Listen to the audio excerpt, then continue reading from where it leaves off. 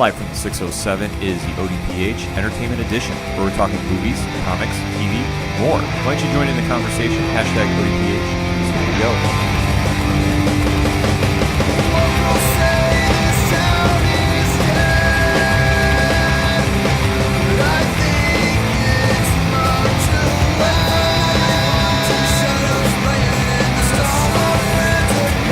Welcome back to another edition of the Ocho Duro Parlay Hour Entertainment Edition. I'm your host, Ken. This week, myself, Padawan J. Wakanda forever. Folks, this whole episode is devoted to our review of Marvel's Black Panther movie, which saw and conquered the box office. My lord, it conquered the box office shatteringly. It is currently sitting at $201 million for the traditional of course, this weekend is a traditional 3-day weekend. It is a 4-day weekend because of President's Day. Now, as we record, President's Day is over, but projections currently are. It astounds me every time I see it, because every time I turn around, the projection for what it's going to be is happening. It started at like 175, jumped to 180, jumped to 190. Currently, if projections hold, we will have made $235 million. Making it the highest opening weekend for a superhero movie of all time. It would put it, if the numbers are correct, it would put it number 2 all time for opening weekend. Number 1 is Star Wars: The Force Awakens, over $247 million. Second place is Star Wars: The Last Jedi. That is not too shabby at all for a movie. No, that is your entire budget. Yeah. That's insane. Oh, it's amazing, but it's always a testament to how great the film is. Yes. Now, we went opening night. We talked a little bit about this on last week's episode. So if you haven't listened to last week's episode, we download it now. And we are going to be talking spoilers. So if you've not seen the movie, fair warning now, we are going to be talking spoilers. So if you haven't seen the movie, download the episode, listen to it after you watch it. On social media, hashtag ODPHEE. So, Pat, thoughts on the movie? Loved the movie. Very good. The story was awesome. Shot very well. The soundtrack was great. I enjoyed the story most of all because it could have taken traditional superhero tropes and gone a traditional route. It didn't. You could have had a traditional, they could have just, because of what happened in Civil War when his father died, he put on the suit. They could have said, well, your father died, you're the first in line, you're now king. They didn't go that route. They went okay, you're next in line, but here's an opportunity for anyone who wants to make a claim on the throne, come in with armed combat. If they win, they're now the king. I like that. That was very interesting and very compelling because they could have had a situation where he didn't win, he lost. Then what does he do? It kind of kept you on your toes. Yeah, I thought it was definitely a nice way to tell the origin of the Black Panther and show what it takes to become a Black Panther. Right. For taking over the role. And they did tie it into Captain America Civil War, obviously. And like Pat said, they could have just jumped in and gone completely into the story without really giving a backstory. But I liked how they told it. They told it... like almost like it was a myth, so to speak. That was kind of what I took from it. And I really thought Pat brought up a point, and I want him to elaborate. He talked about this a little bit off air. The music. Yes. For when T'Challa came through, and then later in the movie, Eric Killmonger came through. Yeah, so whenever you would see T'Challa on screen, you would hear, and if you didn't notice this, here's a little tidbit for you. I noticed it about halfway through. Whenever T'Challa or anyone of his side, I guess I'll call it, was on screen, you heard your traditional African music, drums, singing, and what have you. And then whenever you would have Killmonger on screen, it was the Kendrick Lamar produced album that you can go out and buy on iTunes. A very interesting choice, definitely a director's and a theatrical choice. Loved it. Very, very, it was different and I loved it. I thought it was a unique storytelling. I didn't realize this at first until Pat mentioned it, and then the more I'm thinking about it, I'm going, he's right. Yeah, because you would have a scene, I believe there was a scene where they were with T'Challa in Wakanda and they were talking, and it's your traditional music. Then they went in with the Killmonger stuff, and he was explaining his backstory in, I believe it was Oakland in like 92, and you were hearing hip-hop music. Now, I don't necessarily think it was Kendrick Lamar music. I think it was something that would have been on in the 90s at that point. But it was definitely a director's choice and a very well-done choice. Absolutely. I thought from top to bottom, I thought how the movie was shot and presented was truly a different feel. Yes. Than what we've seen with Marvel and DC films. I mean, this stood out for being just a unique experience. And it to me, and I know I've discussed this with several people who've seen the movie, it's a movie that kind of stands on its own. Yes, it mentions Civil War, but you really, I don't think, need to see Civil War to see this movie because, okay, yes, while they do mention Civil War and his father dying, it's not like in the movie they just go, oh yeah, because of course he died, I believe it was Berlin. His father died. They don't go, oh yeah, well the events in Berlin, blah, blah, blah, blah, blah, and don't mention. No, they mention what happens in Europe with his father dying, and they say, yeah, your father dying, and, you know, with the explosion, they don't leave it vague, like, oh yeah, we're just, you know, assuming people have seen Civil War and saw what happened, and no, they're going to, okay, we know some people are coming into this movie having not seen Civil War, so I like how they did that, and it can definitely stand on its own as its own movie.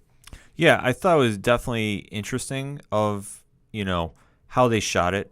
And I thought it was very telling of just how the introduction of the events of Civil War, they really didn't tie to. It just kind of really stood on its own. No, if memory serves, there was one scene fairly early on, I believe, where they were passing a storefront someplace, and there was they were passing a TV screen someplace, and there was footage from the airport scene. There was from the airport fight with, you know, Ant-Man getting big, and you know, that was kind of like the only tie-in to Civil War, and then of course mentioning T'Challa's father dying. But like I said, that was kind of real, but they didn't just kind of leave it ambiguous and say, oh yeah, the events of Civil War, and then that's it. No, they explained it. So if you know somebody who hasn't seen Civil War, but they're kind of they want to see this one, you can take them to see this one. They don't really need to have seen Civil War to see this one. No, definitely not, and they're definitely not going to have anything spoiled if they haven't seen Civil War. It's going to be something, you know, moving forward, obviously, after the events of the movie, where they're going to go the direction of it. But I thought what they really did is establish is Wakanda is truly a technological, you know, superpower. Yeah, you got that feeling very early on because they had the scene where T'Challa and his crew go in and rescue some African tribesmen who have been kidnapped, and I surmise are going to get sold into slavery. Where he comes in, they save him, and then they go, oh, you know, this kind of adds to the mystery of Wakanda and whatever. You know, they save him, and then they look at the folks that they just saved, and they're like, you're not going to tell anybody this story. And everyone's just going, yeah, yep, not going to tell anyone. And then they go back to Wakanda, and they elaborate, they kind of hint at it in the opening because they kind of give you this almost like a Greek mythology type opening where it's like, oh yeah, you know, here's how Wakanda came to be. And they talk about the hidden shield force field thing that's hiding Wakanda, and then you see it. And then the first thing I thought of when they flew into Wakanda was the Jetsons. I kind of got that vibe of it where like flying cars, city, you know, this, not fully, but I got kind of like a Jetsons vibe off of it. It was definitely a futuristic vibe, I guess would be a better way to put it. Yes. But it definitely showed of how far they were advanced. And insanely far. Yeah. And even when T'Challa's sister Shuri, who is a teen genius. Yeah. I'd put her on Stark's level, if not higher. I'd put her higher because it showed as she was developing, you know, elements to the suit. Yeah. And just showing how far advanced they were. It was truly telling just how it was almost like a James Bond type feel. Yeah, it was almost like it's almost like she was Black Panther's Q. Yeah. That's what I originally took from it, and I thought it was a really kind of unique way to tell the story. I thought the humor that she brought to the film really added, because where I've had issues in the past with Marvel being too much, like in most recent films, trying to push too much humor, kind of have a Disney feel. This felt more organic to me. The what are those? Yeah. Oh my God, that was so out of left field. I was cracking up laughing. Yeah, I thought it was spot on, perfect writing for it. Now, the other thing I want to bring up, and jumping a little bit ahead with Marvel's story, I've seen a couple of things online today, people drawing, you know, drawings and making artwork of the movie for those who have seen it. interesting pairing people are putting together, not romantically, but just an interaction that could potentially happen with Infinity War. Shuri and Peter Parker. Just from an interaction standpoint of him, Peter Parker seeing what she can do, and she can go, oh my God, I need to pick your brain. Oh, that would be pretty amazing, especially because in the MCU universe, there aren't too many characters that are the age of Peter Parker at this time. Right, and they look roughly the same age, if not the same age. Yeah, and I think that'd be kind of a very cool interaction if that happens in Infinity War. We'll be talking about that a little later in the show. But I think for overall, the storytelling was great. I thought it was shot beautifully, and it really told to mainstream fans the story of the Black Panther, of how he came to power and why he is such an important member of the MCU. Yeah, and for me, I am not the biggest Black Panther fan. I really didn't know anything about the character heading into the movie. It explained a lot of things for me. It told a lot of things for me, and I definitely learned a lot about him, and more than just, oh, he's a guy who puts on a suit and saves the world. Yeah, because, I mean, his first appearance in Fantastic Four way back when, I mean, he took out the Fantastic Four in the first shot. And he has always been kind of a character in the background. And now, over recent years, obviously, the comics run of Priest, Hudlin, and Coates writing him has been spot on. It's been some of Marvel's best work, period. Yep. And I love that they borrowed a lot of elements from their writings into the movie, because I really think it sold the story of it. And I really think that overall it just stood out on its own. Oh, absolutely. That it's its own movie. And if this is how Marvel's Phase 4 is going to be, I'm completely sold with it. Oh, so am I. I think it's spot on and great. And if you haven't seen the movie, we definitely need you to go check it out. We're going to take a quick break. We're going to come back, talk a little bit more about Black Panther. You're listening to the ODPH Entertainment Edition.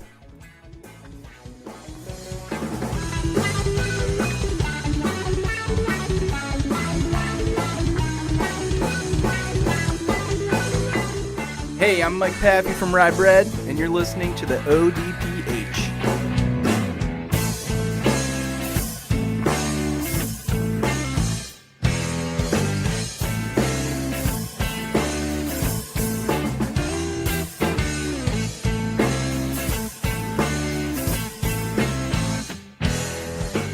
Coming back on this week's ODPH Entertainment Edition, talking Black Panther. And the movie, phenomenal. Chadwick Boseman knocked it out of the park. His portrayal of T'Challa, top shelf. Very much so. Yeah, I thought he told the story of how he was kind of thrown into the role of being king and really showed that it was not exactly as easy as everybody thought it was going to be. No, it definitely wasn't the walk in the park that he might have thought it was going to be, or everyone thought it was going to be. And he definitely didn't get the traditional coronation he might have thought he was going to get with, oh, yeah, my father died of old age. And no, you're not getting that. Trial by combat to earn the title role.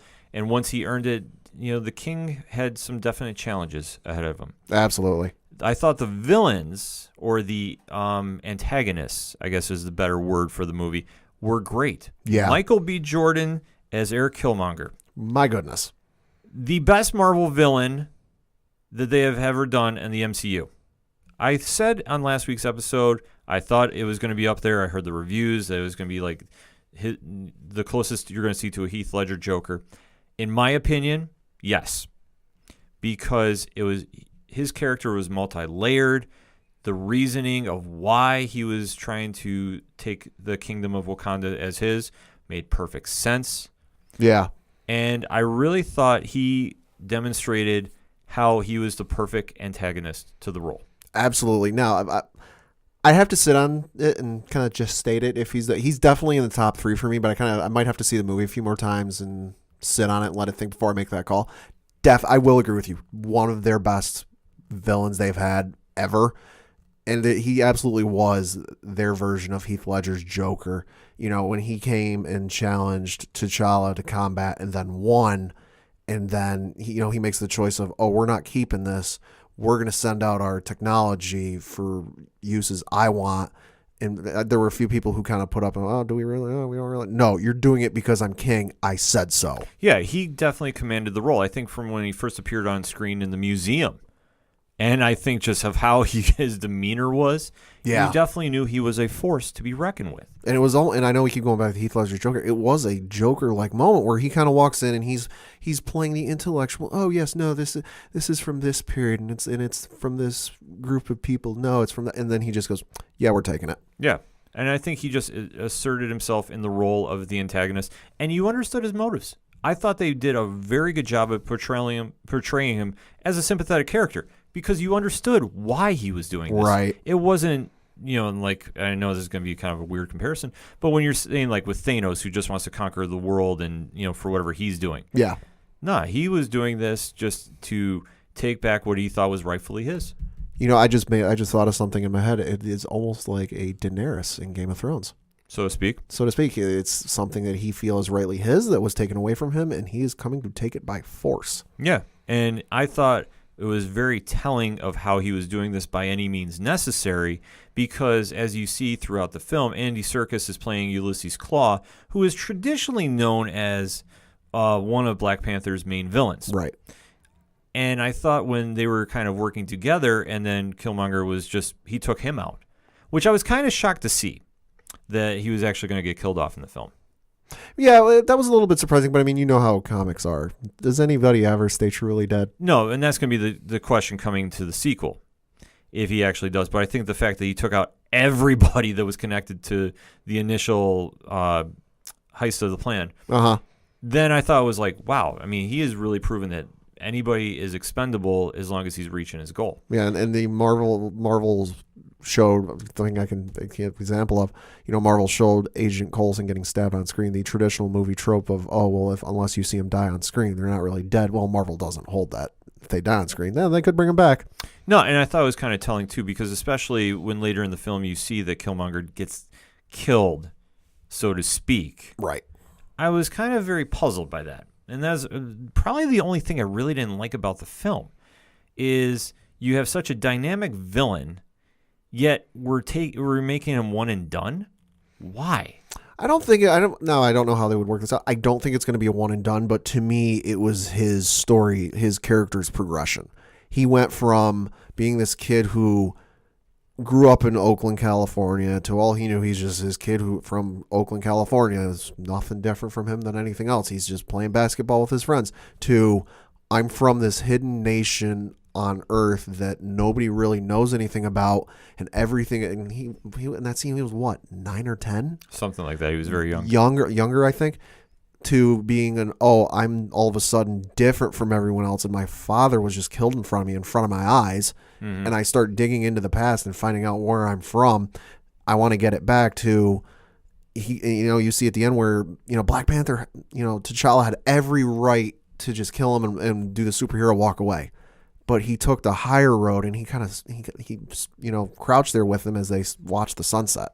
Yeah, I thought it was kind of a very unique and very different take than I thought it was going to be. Because usually, like I said, with Marvel supervillains, rather, if you want to call them, whoever the antagonist is usually doesn't make it out of the first movie or whatever movie they're in. Yeah. And I was kind of a little disappointed that was going to be the case. And I thought it showed, T'Challa was really into his own as the king of Wakanda for how he handled that. Oh, yeah. Because obviously, fighting to get the mantle back as king, and just the crazy fight scene that was involving that. Yeah, and it really does show T'Challa's character progression, because you think back to Civil War, his father died. Oh, I'm going to now run down a highway, interstate, what have you, in the middle of a city chasing after the guy who I think killed him, to, this guy caused me a lot of pain and suffering and issues. I'm going to, put that all past us, and I'm going to, at least sit here with this guy. Yeah, well, I thought it was something that he acknowledged his enemy and just really kind of saw the conflict for what it was. He understood what his motivations were, and kind of was like, you know what, I understand this now. And he was able to relate to him. Yeah, so in one degree, yeah. Yeah. I think so, because obviously it wasn't happening with Klaue. No, although I did enjoy Klaue. Klaue was great. Andy Serkis was definitely hamming it up. Probably the closest I could say it was like Wentworth Miller's Captain Cold. Yes. Because he was dropping one-liners left and right. And he was really, taking it over the top with the role, which is what you kind of need to do. Which, if memory serves, there was a scene where he was being held captive, and they were interrogating him, and Killmonger comes to rescue him, and they blow the wall off the building with breaches, like they're a SWAT team or something. And I think he just yells, what took you guys so long? Yeah. It was just he was definitely enjoying the role. You could definitely tell he was just hamming it up, just being as evil as possible. Oh yeah. And I really thought it was a good foil to Black Panther and his team. But I was very shocked to see when Killmonger did kill him. Yeah. Well, so to speak, because it is a Marvel movie, so you never know who is actually gone or gone. This is true. Because a lot of things could change with Infinity War. But I thought the villains were great, or the antagonists. I know I keep saying villains, but I'm just so I'm traditional about that. Mm-hmm. And I really thought they did a nice job with the supporting cast, too. I thought they borrowed a lot of elements from Christopher Priest's run on Black Panther. Everett Ross, Martin Freeman. Yep. He did a phenomenal job being the comic relief. And the writing was done very well because while it was titled, movie was titled Black Panther, he didn't dominate the screen. They certainly gave, some screen time and lines to the supporting cast. Yeah, and I thought it was very nice to develop him, and you kind of see how he is looked as king, but also as a hero, also just all the elements that make the character who he is. Mm-hmm. I thought Chadwick Boseman did a phenomenal job with that. Absolutely. And I think that now going into the sequel, if they're going there, or at least into Infinity War, you now have him established as a major player. Yeah. Now, whether he is going to join the Avengers, which who knows? Yeah. Obviously, with Infinity War, there has been enough footage shown in the trailers that you know that the fight is coming to Wakanda. Yeah. And what is going to transpire with that, we don't know yet. A lot is up in the air. Mm-hmm. Let us know what you think. Hashtag ODPHEE. We're going to take a quick break. We're going to come back, talk a little bit about the bonus scenes at the end of the film. It's a heartbreak, soul-shaped radio attack. Taking 4 steps forward, no steps back. Hey, this is Vince the Common Man Seattle, a local MMA fighter, telling you to keep on listening to the ODPH, the 607's up-and-coming newest podcast.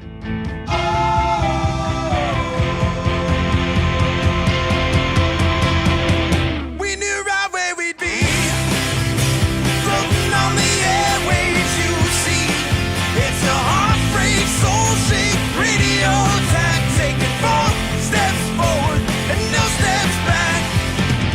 We knew right where we'd be. Coming back on this week's ODPH Entertainment Edition, talking Black Panther. We already talked about the movie main focus, which was the story, which was phenomenal, the villains, which were great, the cast, which did a stellar job. But it is a Marvel movie, and there's one thing Marvel movies are known for. Mm-hmm. What's that? Bonus scenes. Absolutely. So this one had a lot more hype to it, I would say. And for me, the bonus scenes really didn't drive a point home. I mean, they did and they didn't. The first bonus scene is when after King T'Challa takes his throne back in Wakanda and he sees that with Killmonger's plan to ship his weapons out to various parts of the world, he realizes that Wakanda can no longer be in the shadows. Yeah, it's kind of at that point where the world knows about him. You can't exactly sit on your haunches and not really do anything when, another, let's just say, Chitauri invasion in New York type situation happens. Yeah. So now they've been pretty much made public to the world of that they do have vibranium. They are a technological powerhouse. And it's kind of T'Challa saying, this is what we're going to do, and we're going to be becoming more involved. I think this will be kind of a premise for the sequel, because obviously with Killmonger not being there as of yet, and Claw being off the table, which villains or antagonists they're going to use, really kind of up in the air. Yeah, that's definitely the feel we get off of it. Of course, everything is up in the air with Infinity War. You don't know how that's going to shake out. You don't know who's going to make it out of there. So, to be determined, as one would say. But the sequel, definitely very intrigued to see where they go with that. Yeah, because now especially that Wakanda has now made itself very public, you know that everybody from Tony Stark to Steve Rogers to all points in between are going to be, keeping a very close eye on Wakanda and what they're doing. And with T'Challa taking a more open approach to addressing the MCU world, is going to open the door for a lot more stories. It was almost like a subdued version of Tony Stark at the end of Iron Man 1, where he has that press conference at the end of Iron Man 1 where he goes, initially he's going to deny that he's Iron Man, and then he just comes out and goes, yeah, I'm Iron Man. It was a more subdued version of that, I'd say. Yeah, and I was kind of surprised they went with that as a bonus scene. Now, I mean, I wasn't mad about it, but I was kind of surprised because I figured with Infinity War coming in a couple of months, they were going to have something tying into that. See, I didn't think so. While I would have been happy to see it, in my front of my head, I didn't think we were going to see anything really tying into Infinity War that heavily, because they're going to be playing their cards very closely to the chest with that movie.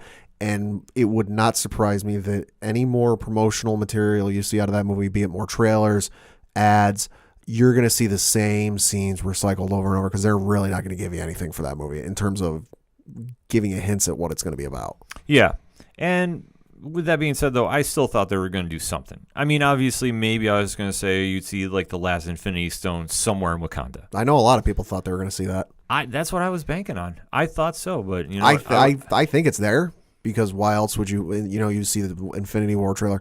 Why else would you have that many people fighting in Wakanda of all places? If Thanos is going for the Infinity Gauntlet, which is like the most powerful thing in the universe, why is he going for Wakanda? Well, it would make logical sense if that is the case, which we think it is. So we're going to have to kind of wait and see about it. The second bonus scene at the very, very end of the film, we saw an old friend make his reemergence. Surprisingly so. I was a little surprised to see that. See, I wasn't, because I kind of figured with the trailer for Infinity War, and obviously how Civil War ended, where Bucky Barnes went to Wakanda, right, that he was going to make his appearance at some point. Well, I know he's coming back. Let's not get that mixed up.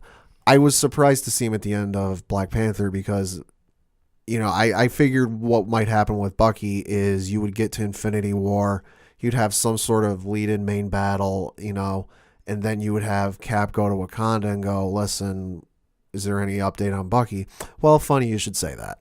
Yeah, we all saw him emerge out of a tent or hut. I built tent hut-like structure. Yeah, a structure out of there. And he was missing his cybernetic arm. First thing I said. Yeah, and he was referred to as the White Wolf. Now, if you've read Black Panther comics, that it means is kind of a more secret group they're known as the Dogs of War in Wakanda. Mm-hmm. So it was kind of a nod to the books, so to speak, albeit the characters are very different than what Bucky would be. Mm-hmm. But I think that now with T'Challa and Shuri curing him of his programming, as it were, when he was the Winter Soldier, yeah, that I think now he's going to be kind of working as an undercover agent defending Wakanda. That would make sense. And I think that that's where they're going to go with him. And I think the White Wolf comment was kind of a nice nod to the books. Yeah, that would, if Bucky does end up becoming a protector or defender of Wakanda, that would make sense. Being they cured him of his programming, and it's kind of like, okay, that was a big issue for me, and I owe you one. Mm-hmm. And I think that his new arm will be vibranium. That's my guess. When it's attached. Because if they got like a lot of vibranium sitting around, he kind of needs something else to go along with his other arm. Vibranium would make sense. Well, he'll have it, but I think the fact that we saw him reemerge, and obviously it looks that he is apparently fixed. Yeah. From his issues. He did seem very serene. Yeah. So I think that with seeing him like that he's going to be ready to go when the big battle happens coming up in Infinity War, which is coming only a few months away. Oh, yeah. So we've talked about that. We talked about the bonus scenes. Overall, Black Panther knocked it out of the park. Absolutely. Highly recommended if you really want to see a great film, not necessarily just a superhero film, but a great film that is visually impressive and tells a great story with great acting. This is the movie you need to go see.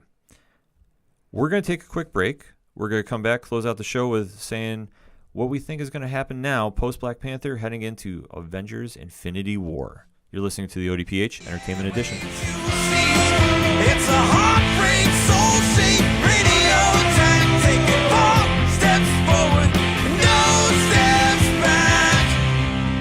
Hey, this is Vince the Common Man Ciatoy, local MMA fighter, telling you to keep on listening to the ODPH, the 607's up-and-coming newest podcast.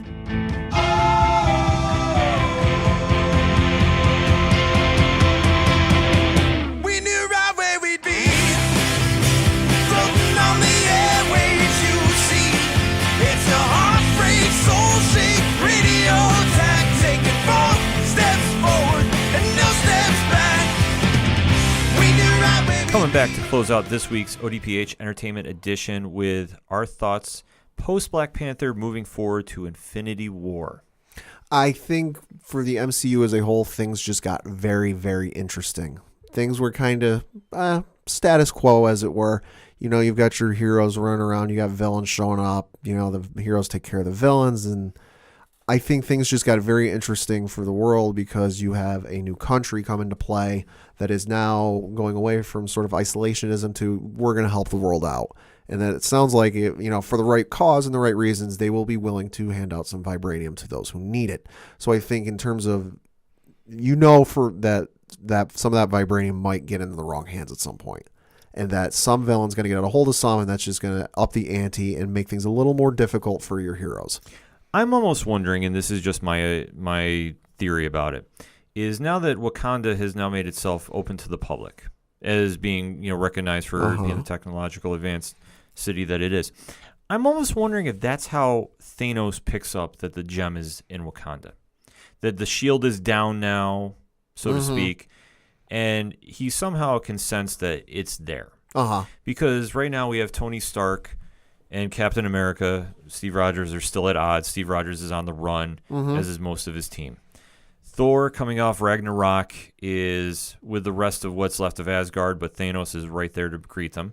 Yep. And we assume that Thor is going to meet up with the Guardians of the Galaxy since the Infinity War trailer. From what I understand, from what I've read, towards the beginning of the movie, Thanos is going to do his thing. He is going to show up on Thor's ship, and the Guardians of the Galaxy will be picking him up from the results of that. So with that being said, all the major players are starting to get aligned in for Infinity War. So now with that going into it, how does it play out? That's going to be the question. Yeah. I think you're going to see, like I said, Thanos now picks up that Wakanda has the last Infinity Stone, and that's what brings him to Earth for the major battle. That would make sense, and as I'm thinking about it, they've had the shield up for, you know, however long they've had the shield up. As technologically advanced as the Earth's country's satellites are, that shield must have been cloaking it from being detected a la the Inhumans on the moon. If they do now have that shield down so that people know they're there, it would only make sense that if that shield was providing protection from scanning of any sort, that now that shield is down, you've now got Thanos is like, oh, that's where that thing is. Yeah. So now that I think that might be the catalyst to bring him to Earth. And I think that if you're setting up for such a big battle as we've seen in the trailer for Infinity War, if you haven't seen it, go check it out. But you're seeing the big fight scene that's going to happen there. Say it's almost like a Lord of the Rings style battle with like massive armies running at each other. Yeah. That I think that it's going to play now a big factor in. That I think now that the Black Panther has made his move into, you know, assisting in the world, and I think Tony Stark is going to take notice. I'm not sure how Captain America is going to play in because obviously with Bucky Barnes being with him, to King T'Challa, you know where the loyalties are going to lie. Well, I think that when it comes time, we know they'll put loyalties aside because you remember the end of Civil War, Cap did send Cap did send Tony a cell phone saying, hey, listen, we may have our differences. Call me and you know I'll be there. Yeah. And I think obviously with an Omega level threat that Thanos is, you know every hero is going to be, you know, on call and coming into battle. Yeah, because I just get this feeling that Thanos is going to show up. Tony's not going to know quite exactly what he is. He's just going to know he's a threat. He's going to lead his team in there. They're going to get wrecked. He's going to pick up that phone and go, help. Yeah. Or my theory is, and I was going to save this for the Avengers preview show, but I'm dropping it now. I think Tony gets killed off before he can make that call.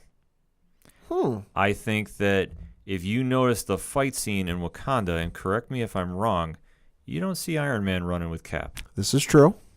You see Cap running with Bucky, Scarlet Witch, T'Challa, and I want to say there's another... War Machine? Possibly. I think if I remember right, War Machine is like on the left side of the screen as they're running in slow motion. Right. But you don't see Tony Stark. No. So I think that he doesn't have the chance to make that call.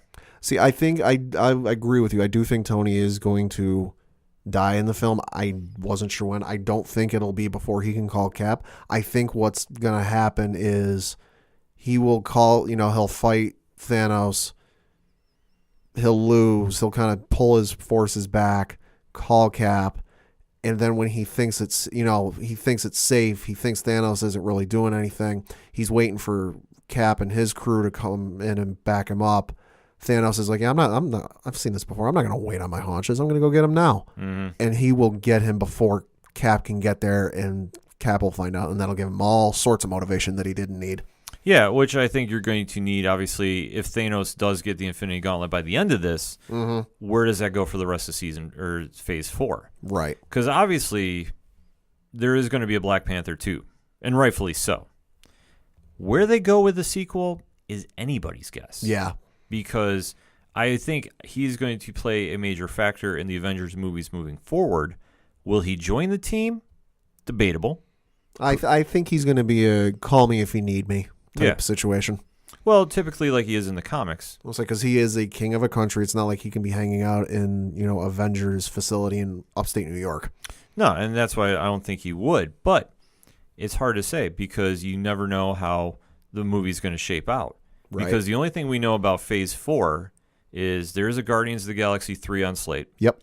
There is Captain Marvel, but if I'm not mistaken, that's going to be set in the 80s. 90s. Or 90s? Yes. I keep saying 80s. I don't know why. Yep, 90s. But, so you're going to have that.